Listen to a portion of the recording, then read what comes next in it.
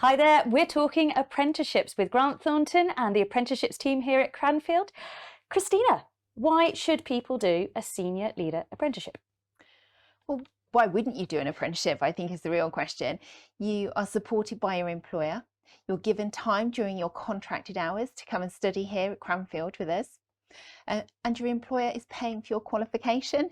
It's just benefits all round, really. It's a no-brainer. Exactly. So, Justin, why would people choose, if the senior leader apprenticeship is such a no-brainer, why would people come to Cranfield and Grant Thornton for this opportunity? Again, a no-brainer. I think the first thing is that you're getting access to, obviously, a world-class educational institution, but you're also combining that with getting practical experience, hands-on experience, that you're going to be able to use the stuff that you learn in the classroom straight away. You're going to be able to take that back to your job and apply that straight off the bat. That's going to, so not only do you learn it, but you also apply it, and you also get to see the value of that, as does your employer, straight from the word go. Well, I think that it reminds me, there's a great ranking that we've actually recently had at Cranfield where we're 8th in the UK for employability. So people coming out of their qualifications here, the skills, it's just opening doors for them. But also my favourite one, I use this all the time, is we're 6th in the world for our teaching power, which means when you come to Cranfield,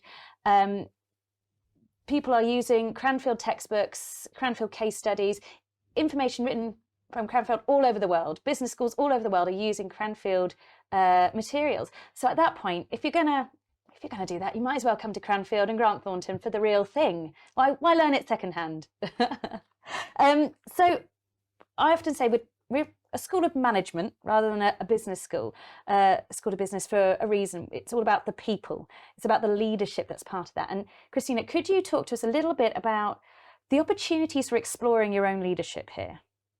So I think with all of the schools programs, it's all about personal development. So other business schools might focus on organisational development or finance, but here at Cranfield, it's all about the individual and what they can bring to the business.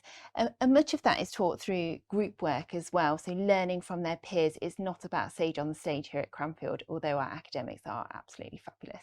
6th in the world for teaching power. What about tripartite meetings? What are those? So for an apprenticeship, you're required to have these meetings around every 3 months, and they're going to involve your employer, yourself as the apprentice, and then your apprenticeship tutor here from Cranfield. And it's about looking at what you've done over the past 12 weeks, what you've achieved, what you've now learned, those new knowledge, skills and behaviours that you've gained, and then planning your time over the next 3 months and working with your employer to see those opportunities about bringing your knowledge into the workplace, but also exploring even further about what you can achieve. And on that note, I mean, that's a lovely segue into what further, what next. After someone has done a senior leader apprenticeship, I'm right in understanding that people can then go on to another phase, which is an executive MBA. Yes, so once they've finished their apprenticeship and they've got their apprenticeship qualification, they can continue on to gain additional credits should they wish, and that would either give them a full MBA or an MSc qualification. Fabulous. And that executive MBA, that's when you get to personalise your experience a little bit more. I believe there are 3 pathways. You've got commercial, entrepreneurship and finance. So you can tailor that pathway a little bit depending on what your business needs and what your own development needs are. Ruth, could you explain a little bit about how the senior leader apprenticeship develops people as a leader rather than just a manager? Well, that's a good question, because that essentially plays to the difference between team management skills and team leadership skills. And actually, something that comes up a lot in our conversations with the students is, as Christina mentioned, how do they work and learn in peer groups?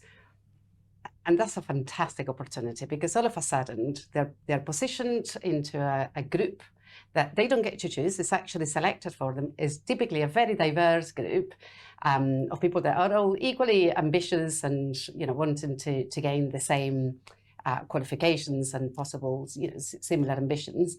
And then they all have different roles and they all have different strengths. And so they have to each play to their strengths and manage that and lead. And the leader sort of comes naturally in terms of what roles they're going to play and how do they deal with conflict and how do they deal with opportunities, and with a little bit of competition as well between groups when it comes to some of the simulations that happen throughout the program. So it's generally the program throughout offers opportunities and curveballs for the participants to be able to play and demonstrate their leadership skills as opposed to just team management.